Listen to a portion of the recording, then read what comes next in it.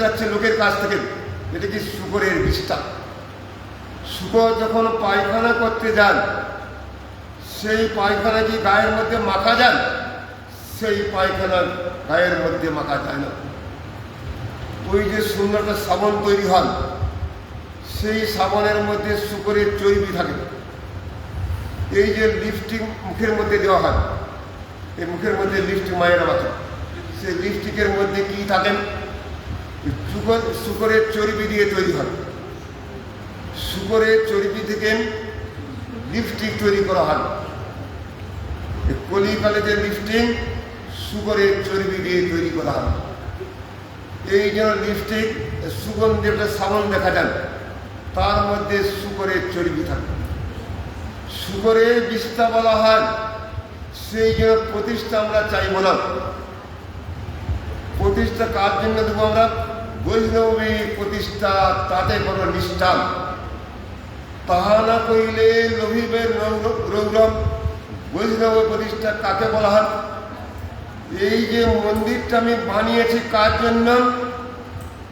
গুরুদেবের কৃপাতে, কৃষ্ণের কৃপাতে মন্দিরটি তৈরি হয়েছে। আর আমি যদি মন্দির মনে করি আমার জন্য মন্দিরটি হয়ে গেছেন, গুরু বৈষ্ণবের কৃতিত্ব যখন না স্বীকার করা হয়, তাহলে কিন্তু সেটাকে শূকরের বিষ্ঠা বলা হয়। এই জন্য কাম, ক্রোধ, লোভ, মোহ, মাৎসর্য সবগুলো ভালো জিনিস। যদি কামটা কৃষ্ণ কর্ম অর্পণে, নরোত্তম দাস ঠাকুর তিনি বলে গেলেন, যদি আমাদের মধ্যে কামটি থাকেন, সেই কামটি কৃষ্ণ কর্ম অর্পণে। ক্রোধ যদি ভক্ত দেশি জনে প্রকাশ করা হয়, সেটিকে ভক্তি বলা হয়। স্বয়ং হনুমানজি তিনি ক্রোধ করেছিলেন, রাগ করেছিলেন। আরে বৈষ্ণবের রাগ থাকবে কিসের জন্য? স্বয়ং হনুমানজি তিনি কি করেছিলেন? ক্রোধ করে সমস্ত লঙ্কাকে ছাড়খাড় করেছেন। বৃন্দাবন দাস ঠাকুর তিনি কি বলে গেলেন? লাথি মারো তার শিরের উপরে। তিনি বলে গেলেন, নিত্যানন্দ প্রভুকে যিনি না মানবেন, সেই ব্যক্তির মাথার মধ্যে লাথি মারো। যদি লাথি মারা হয়, তবেই নিত্যানন্দ প্রভুর কৃপাটি লাভ হবে। এর মধ্যে কোনো ক্রোধের কোনো ব্যাপার নেই। এটিকে ভক্তি বলা হয়। ক্রোধ ভক্ত দেশি জনের লোক, কৃষ্ণ কথার মধ্যে লোক থাকবেন, মহাপ্রসাদ ভক্ষণের লোক থাকবেন। লোক বস্তুটা খারাপ কিছু নয়, সেটি কি কৃষ্ণ সম্পর্কীয় হওয়া চাই লোক। মদ মানে কি এই জগতে মদকে মত্ত মাতাল হয়ে যায়, সেটি নয়। এখানে মদ কাকে বলা হয়? কৃষ্ণ নামে মত্ত হয়ে যাব, মাতাল হয়ে যাব, কৃষ্ণ নাম করতে করতে পাগল হয়ে যাব। কৃষ্ণ নাম করতে করতে দুহাউ তুলে গোল হরি গোল করতে যাব মদ। মোহ কাকে বলা হয়? এই জগতের মোহ কাকে বলা হয়? সংসারের প্রতি মোহ থাকার জন্য কৃষ্ণ ভজন করি না আমরা। এই পারমার্থিক জগতে মোহ কোনটিকে বলা হয়? কৃষ্ণের প্রতি মোহ জন্মাবেন, সেই মোহকে মোহ বলা হয়। দেখুন, এই জন্য বলছেন, এই জন্য নিঃসংস বসুদেব পূর্বোক্ত প্রকারে বচনাদি মিত্র দ্বারা মিত্রতার প্রয়োগ, পারলৌকিক ভীতিজনক বাক্যের দ্বারা ভয় প্রদর্শন করিয়া বুঝালে কংস ভগ্নিবধ হইতে নিবৃত্ত হইলেন। চোরা না শুনে ধর্মের কাহিনী। যে প্রতিদিন রাত্রে চুরি করতে যায়, সে যদি ধর্মের কাহিনী শুনতে যায়, তার কিন্তু কোনো কালে সে চুরি করতে পারবে না। এই জন্য কথা আছে, চোরা না শুনে ধর্মের কাহিনী। যত উপদেশ করা হোক না কেন, এ কোনো কালে ধর্মের কথা শুনতে পারবে না। বসুদেব মহারাজ কত ভালো ভালো কথা বলে গেলেন। এই কর্ম করলে নরক গতি হন, এই কর্ম করলে বৈকুণ্ঠ গতি হন। অনেক ভালো ভালো কর্ম কথা বলে গেলেন। চোরা না শুনে ধর্মের কাহিনী, সে ধর্মের কাহিনী শুনবে না। সঙ্গে সঙ্গে হাতের মধ্যে খড়গ তুলে নিয়েছেন। যে কোনো প্রকারে দেবকী দেবীকে আমি বধ করবই। চুলের মুঠি ধরে মায়েদের চুলের মুঠি কোনো কালে ধরতে নেই, সেটি বিজ্ঞান বলেছে, ডাক্তারি শাস্ত্রে বলা। যদি চুলের মুঠি ধরা হয় সেটি কি অন্যায় করা হয়। দেখুন কেন ধরা হয় সেই প্রসঙ্গে বলা আছে ডাক্তারি শাস্ত্রের মধ্যে। দেখুন এই জন্য বসুদেব কংসের ভগ্নী হনন বিষয় আতিয়াস। দেখুন এখানে বলছি, নিষিদ্ধং তস্যত জ্ঞাত বিচিন্ত অনক দুন্দুরি তপ্তম কাল প্রতি বুড়মিদং তত্রাপ পদ্যতম। সুন্দর কথা দিয়েছে, বারবার করে বসুদেব মহারাজকে উপদেশ করেন। তিনি কিন্তু শুনতে রাজি নন, মারবই আমি দেবকী দেবীকে। এই জগতে বারবার করে বলেছি, যখন জানতে পারলাম ওই ব্যক্তির সাহায্যে মৃত্যু হবে। স্বামী যদি জানতে পারে স্ত্রীর হাতে তার মৃত্যু হবে, যে স্ত্রীকে প্রাণ অপেক্ষা বেশি ভালোবাসত সেই স্ত্রীকে মারতে উদ্যত হয়। এই জগতে লোক মরতে চায়, সেই জন্য দেখা যায় যে এই জগতের কেউ মরতে চায় না সহজে। একজন বুড়ি মাসে জঙ্গলে পেতে বাস করত, তার কেউ নেই, ছেলেও নাই, স্বামীও নাই, কেউ নাই, আত্মীয় স্বজন কেউ নেই। বুড়িমার মনের মধ্যে কষ্ট খুব, প্রতিদিন জঙ্গলের মধ্যে গিয়ে কাঠ কাটতে যান। জঙ্গলে যদি কাঠ না কাটেন সে খেতে পাবে না। বয়স হয়ে যাচ্ছে, দেখবে কে বয়সের সময় যদি কাঠের বোঝাটি মাথার মধ্যে নেওয়া হয় অনেক কষ্ট হয়। সেই সময় বুড়িমা বলছে, জম তো সবাইকে নেন, জম কেন আমাকে নেয় না? আমি তো বুড়ি হয়ে গেলাম। শেষকালে কাঠ কাটতে গেছেন বুড়িমা, কাঠের বোঝাটি মাটির মধ্যে রাখা আছে। সেই সময় যম মহারাজ তিনি পৌঁছে গেলেন। বুড়িমা, তুমি তো আমাকে ডেকেছো তোমাকে নিয়ে যাওয়ার জন্য, তোমাকে নিয়ে যাওয়ার জন্য আমি কিন্তু তোমার কাছে এসে গেছি। তুমি চলো তো, আমার সঙ্গে তুমি চলো, তোমাকে আমি নিয়ে যাব। সেই সময় বুড়িমা কি বলছে, দেখো তোমাকে ডেকেছিলাম কি জন্য? ওই যে কাঠের বোঝাটা মাথার মধ্যে তুলে দাও, ওই জন্য তোমাকে ডেকেছি। দেখুন, কেউ জগতে সহজে মরতে চায় না, মৃত্যু ভয় বড় হয়। যার হাতে আমার মৃত্যু হবে আমি জানতে পারি তাকে মারতে উদ্যত হন, সে যাতে না বেঁচে থাকে। দেখুন এই কথা আমি বলব। তখন ভগ্নী হনন বিষয়ে আতিশয্য, আতিশয্য তাকে বলা অতি আগ্রহ। দেখুন, বুঝিতে পারিলেন বিষের রূপে চিন্তা করিয়া উপস্থিত কালের প্রতিকারার্থ বক্ষমান উপায় স্থির করিল। এইখানে জগতে কিন্তু দেখা যায়, কিন্তু ঘরের মধ্যে আগুন ধরে গেছে। অনেক সময় দেখা যায় যে সামনের ঘরটা যে আছে সেই ঘরে কিন্তু আগুন ধরল না, পাশের ঘরে আগুনটি না ধরেন দূরের ঘরের মধ্যে আগুন ধরে যায়, দেখেছি আমরা। ঘরের সামনে কিন্তু আগুন ধরে নাই। এই জন্য কংস তিনি নাও মারতে পারেন। এই জন্য অনেক সময় দেখা যায় কি গরু ঘাস খেতে যান, ঘরের সামনে ঘাসটি না খেয়ে গরু করল কি দূরে ঘাস খেতে চলে যাচ্ছে। পাশে যে ঘাসটি হয়ে আছে সেই ঘাসটি গরু খায় না, সেই জন্য ওদের নাও মৃত্যু হইতে পারেন। এইটি মনে করা, চিন্তা করার সঙ্গে সঙ্গে বসুদেব মহারাজ কি বলতে, দেখুন বসুদেব মহারাজ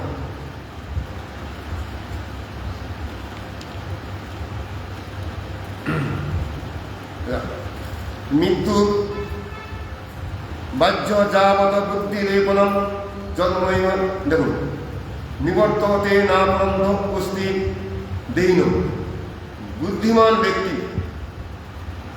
যতক্ষণ না পর্যন্ত মৃত্যু হন ততক্ষণ পর্যন্ত করব কি আমরা বেঁচে থাকার চেষ্টা করব। এই জন্য বলছে তার বুদ্ধি বলের আবির্ভাব কাল পর্যন্ত, দেখুন, যাহাতে মৃত্যু হইতে পরিত্রাণ পাওয়া যায় সে চেষ্টা করি আমরা। লোকটা জানি মারা যাবে, দুদিন পরে বাবা মারা যাবে, ভয়ঙ্কর ক্যান্সার রোগটির গলার মধ্যে হয়ে গেছে, মুখ দিয়ে রক্ত বের হয়, গল গল করে রক্ত বেরিয়েছে মুখ দিয়ে, খাওয়ার সঙ্গে সঙ্গে গলা ছিদ্র দিয়ে জল বেরিয়ে যাচ্ছে। আমি কিন্তু জানি 2 দিন হোক 10 দিন পরে হোক বাবার মৃত্যু অনিবার্য। তা সত্ত্বেও আমরা করি কি, বাবাকে ভেলোরে নিয়ে যাচ্ছি, বাবার চিকিৎসাটা করা হয়। কেন করি? যদি আমি জানি আর মৃত্যু হবেন, তা সত্ত্বেও আমার কর্তব্য কি, যদি ভালো হয়ে যায়, যদি ভালো হয়, এইটি মনে করার সঙ্গে সঙ্গে তার চিকিৎসাটি করা হয়। এই জন্য বসুদেব মহারাজ তিনি চিন্তা করলেন কি, যদি আমরা কি, এখানে সে কথা বলেছে, দেখুন, আবির্ভাবকাল পর্যন্ত যাহাতে মৃত্যু হইতে না পারে, আমি একবার চেষ্টা করে দেখি তো, দেখুন দেখুন তৎ বিষয়ে প্রতিকার করিব আমি। দেখুন, যদি পূর্বোক্ত প্রণালীতে মৃত্যু নিবারণ করিতে না পারে, সেটা আমার দোষ থাকবে না।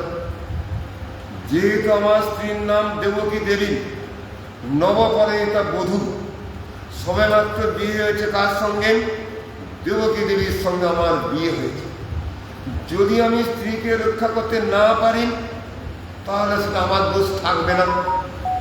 এইটি মনে করার সঙ্গে সঙ্গে তিনি চিন্তা করতে বলছে, বসুদেব মহারাজ বলবেন কংস পদায় মিতায় পুত্রান মোচয়ে কিবা নিগাম সুতামে জায়গাম মৃত্যুর্বো নমিয়েত চেত বিপর্যয় বা চিতন তদ্ভূতি দ্রব্যয়া উপস্থিত নিবর্তন দে নিন্দিত পুনরাপদে। সুন্দর শ্লোকটা দেখি। আমি মৃত্যুরূপী কংসকে, কংস আমাকে দেবকীকে বধ করতে চান। দেখুন, পুত্র সকল সমর্পণ করিতে অঙ্গীকার করি। যেই মাত্র পুত্র জন্মগ্রহণ করবেন, আমি প্রতিজ্ঞা করলাম কংসের হাতে তুলে দেওয়া হবে। যদি পুত্রগণকে কংসের হাতে তুলে দেওয়া হয়, তাহলে দেবকীকে মেরে লাভটা কি? আমি প্রতিজ্ঞা করলাম তোমার কাছে, যেই মুহূর্তে পুত্র জন্মগ্রহণ করবেন, সেই মুহূর্তে তোমার হাতে তুলে দেওয়া হবে। যতগুলো পুত্র জন্মগ্রহণ করবেন, ইনি হচ্ছে সত্য সন্ধব। জীবনে কোনো কালে মিথ্যা কথা বলেননি বসুদেব মহারাজ। যারা সারা জীবন মিথ্যা কথা বলেননি, তারা যে কথাটা বলে যাবে জগতে, সবটাই সত্যি হয়। এই জন্য পূর্বকালে ব্রাহ্মণগণ বৈষ্ণবগণ যে থাকতেন, তারা কখনো মিথ্যা কথা বলতো না, তাদের কথা সত্যি হতো। সেই যুগে দেখা যায় মুখ থেকে আগুন বের হতো, সেই আগুনে অনেকে ছাই হয়ে যেত।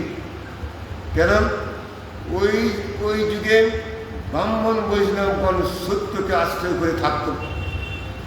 কলিকালে উল্টা পাল্টা সব হয়ে গেছে। দেখুন, এই জন্য বলছেন মৃত্যুরূপে কংসকে পুত্র সকল সমর্পণ করিতে অঙ্গীকার করিয়া এই দীনাভাজ্যাকে রক্ষা করিব। স্ত্রীকে কি বলা হয়? স্ত্রীর কয়েকটি নাম আছে। স্ত্রীর প্রথম নাম কি স্ত্রী বলা হয়, দ্বিতীয় নাম কি ভার্যা। ভার্যা শব্দটা কিন্তু কেউ বলে না কিন্তু আজকাল, কিন্তু ব্যাকরণের মধ্যে পাওয়া যায়।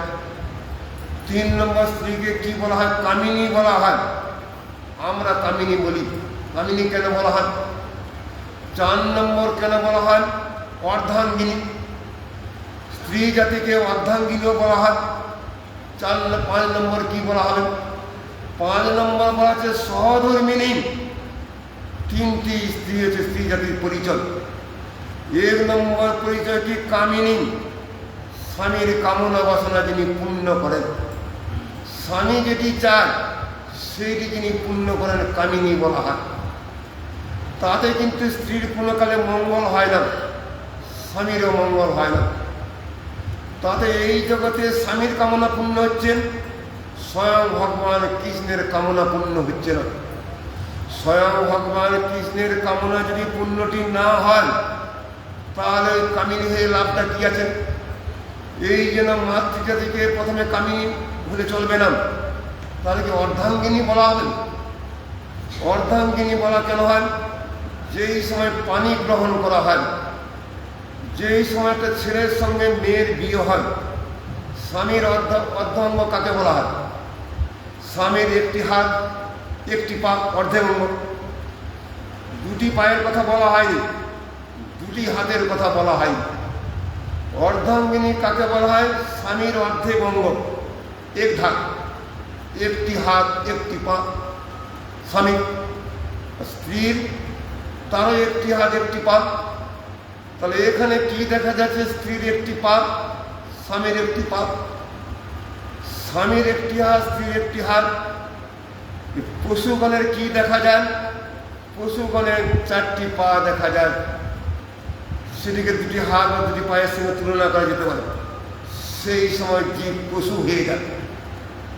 সহধর্মিণী কাকে বলা হয়? স্বামীকে গ্রহণ করেছি ধর্মকর্ম করার জন্য, স্ত্রীকে গ্রহণ করলাম ধর্মকর্ম করার জন্য। স্বামীর কল্যাণ হোক, স্ত্রীর কল্যাণ হোক, সেদিকে সহধর্মিণী বলা হয়।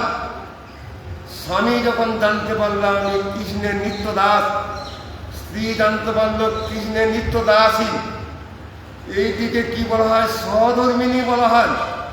এইটি কজনের ঘরের মধ্যে দেখা যায়? কেউ কিন্তু সহধর্মিণী হতে চায় না। এইটি হওয়া দরকার। দেখুন দেখুন, ভার্যার পুত্রোত্তরটি পূর্বে কংসের তো মৃত্যু হতে পারে, নিঃশ্বাসকে বিশ্বাস নেই। হয়তো দেবকী অষ্টম গর্ভে সন্তান হওয়ার পূর্বে কংসের মৃত্যু হয়ে যেতে পারে, নিঃশ্বাসকে বিশ্বাস নেই। এই জন্য ছেলে জন্মের পূর্বে যদি কংসের মৃত্যু হয় ভালোই হবে, এটি মনে করছেন কে? বসুদেব মহারাজ। তাহলে সর্বপ্রকারে মঙ্গলই হইবে। যদি আমার পুত্র জন্মেন, দৈববাণী কখনো মিথ্যা হতে পারে না। আকাশ মার্গে বলছে, রে কংস, যাকে তুই রথের করে নিয়ে যাচ্ছিস সেই দেবকীর অষ্টম গর্ভের সন্তান তোর মৃত্যুর কারণ হয়ে দাঁড়াবে। দৈববাণী, দৈববাণী কখনো মিথ্যা হতে পারে না। যদি কৃষ্ণের জন্ম হয়, কৃষ্ণ কিন্তু অবশ্যই কাকে বধ করবে? কংসকে বধ করবেন।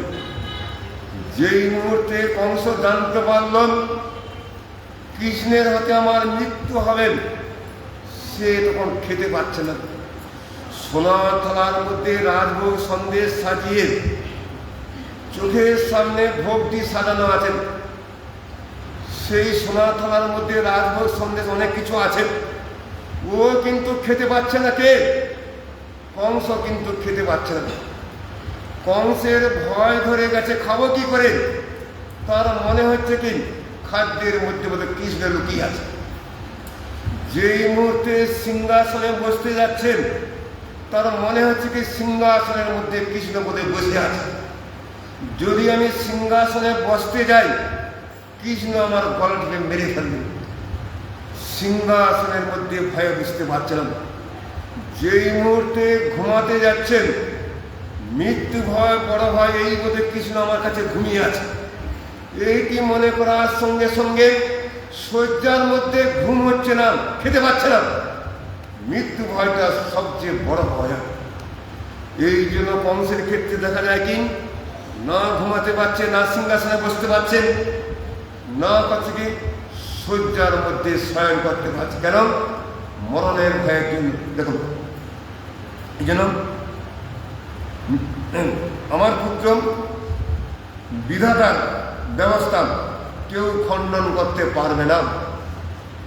এই জন্য আমরা যদি শাস্ত্রে পড়েছিলাম প্রথম অবস্থাতে, আমার একটা সার্টিফিকেটে ছিল।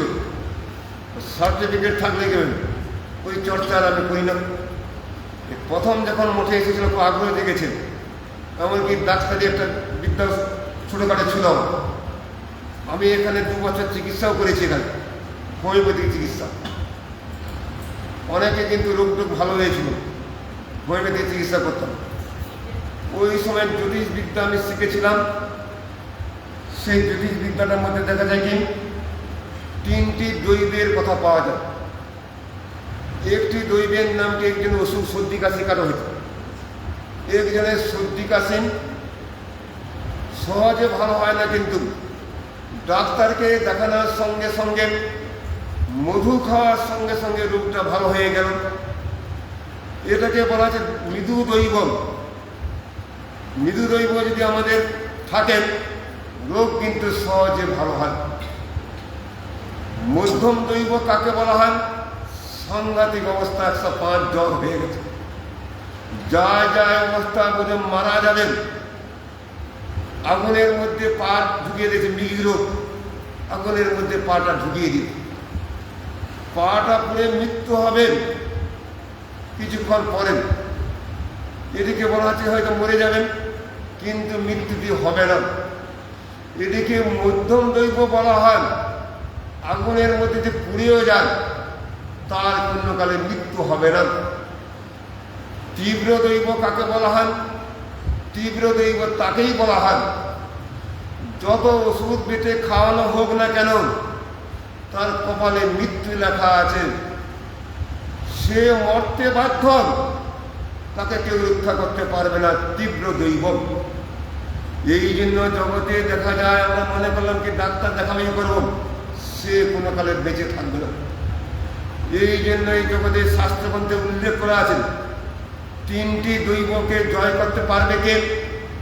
গুরু বৈষ্ণবগণের মধ্যে দৈব ভাব নাই। গুরু বৈষ্ণবগণের হাতে কারো মৃত্যু লেখা আছে 70 বছর বয়সে। যদি যথার্থ হরিভজন করা হয় তার বয়স কিন্তু বেড়ে যায়, 10 বছর 15 বছর বেড়ে যায়।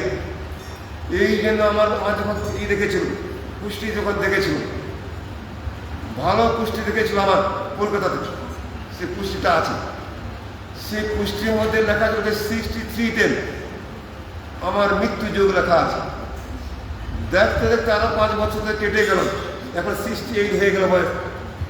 68 বছর রানিং, 69 আস্তে আস্তে করে এসে যাবে, আস্তে আস্তে বয়স চলে যায়। যখন আমি এখানে এসেছিলাম তখন মাত্র ছিল 22 বছর বয়স। খুব বেশি বছর বয়সে কিন্তু মঠে আসি নাই, তখন কি পুরো যৌবনকাল। সে যৌবনকাল প্রৌঢ়কাল চলে গেছেন। এখন আমাদের কি 60 বছর পেরিয়ে বৃদ্ধকাল। মেয়েদের 50 বছর পেরিয়ে বৃদ্ধকাল বলা হয় মেয়েদেরকে, ছেলেদের 60 বছর। এই জন্য 10 বছরে হেরফের, 50 বছর দিকার মেয়েদের বয়স হয়, বুড়ি বলা হয়। আর 60 বছর হওয়ার সঙ্গে সঙ্গে যদিও কলিকালীন 30 বছরের ছেলে বুড়ো হয়ে গেছে, মাথা চুল পেকে গেছে। দেখুন, বিধাতার ব্যবস্থা কাহারও খণ্ডন করিবার পাই না। সম্পত্তি পুত্রদান করিয়া এই অঙ্গীকার করিয়া বসে মৃত্যু হইতে নিবৃতে পারে। কালান্তরে যদি পুনরায় মৃত্যু হয় তাহলে তাহাকে আর আমার কোনো দোষই গেল, তাহলে আমার কোনো কালে দোষ হবে না। দেখুন, আগামীকাল আমার পাঠ করা হবে, আর 3 দিন বৃহস্পতিবার শুক্রবার প্রথম দিনটা শেষ করে দেব।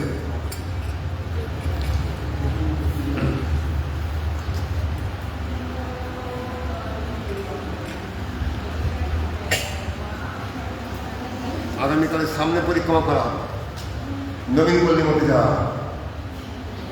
বেশ বেশি সময় লাগবে না, পুলটা পেরিয়ে গেলে বিএসএ ক্যাম্পের দিকে একটু যাওয়া, সামান্য যাওয়া। আর সে 2 বছর যদি ঘুরে আসা হয় অনেক সময় লাগবে। ভিতর দিয়ে রাস্তা আছে 2 বছরের দিয়ে, আমরা একবার গিয়েছিলাম, ভিতরের রাস্তা, ভিতর দিয়ে সুন্দর রাস্তা, ওই রাস্তা দিয়ে আস্তে আস্তে রাস্তা যাবে। 2 মিনিটের মতো খারাপ, আর ভালো আছে, ওই রাস্তা ভালো আছে। কালকে তো যাবো না, সামনে করি, কালকে আবার বন্ধ। এই জগতের লোক অধিকার ফলাতে চায়, আমার অধিকার দিতে হবে, বেতন দিতে হবে, নাহলে স্ট্রাইক করবে। দেখুন, আগামীকাল স্ট্রাইক আছে, আগামীকাল তার পরশুদিন স্ট্রাইক। কালকে আসা যাবে, প্রথমে হেঁটে আসতে হবে। যদি রাস্তার মধ্যে হেঁটে আসে কিছু করবে না, হেঁটে। আর বিকাল 5টার পরে তো গাড়ি খুলে যাচ্ছে, বিকাল 5টার পরে অটো পাওয়া যাবে, অসুবিধা কিছু নেই। 5টার আগে যদি কেউ হেঁটে আসে, আধা ঘন্টা আগে হেঁটে আসতে আগামীকাল কোনো অসুবিধা নেই। হাঁটা কিন্তু বন্ধ নয়, বন্ধ কোনটি গাড়ি ঘোড়া বন্ধ। হেঁটে 5টার মধ্যে আসা দিন।